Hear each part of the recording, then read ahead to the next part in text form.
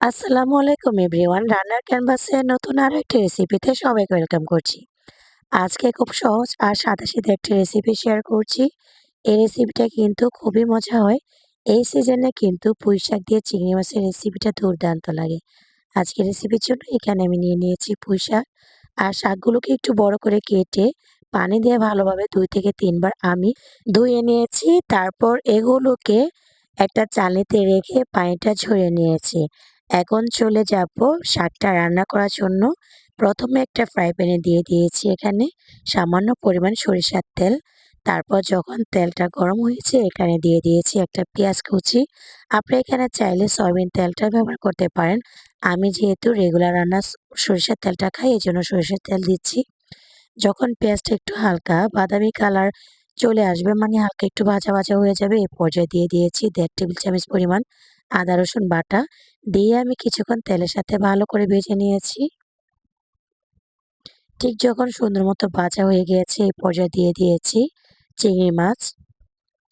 তো এখানে চিংড়ি মাছের আমি পানি সহকারে নিয়েছি। চিংড়ি মাছের যে মাথার অংশটা থাকে সেটা আমি বেটে এটার পানিটাও দিয়েছি।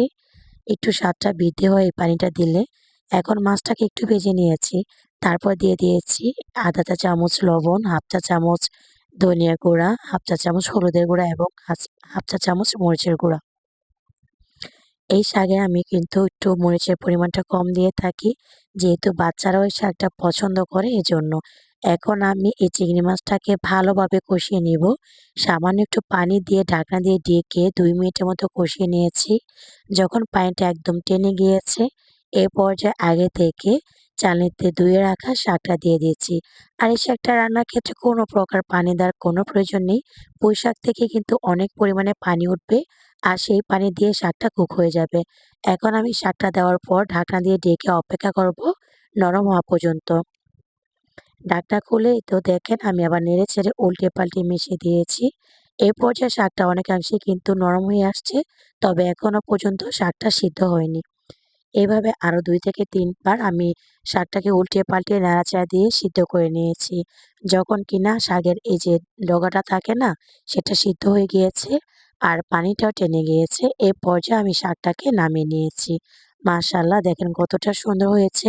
এভাবে পুঁইশাক চিংড়ি মাছ দিয়ে রান্না করলে অনেক বেশি মজা হয়ে থাকে।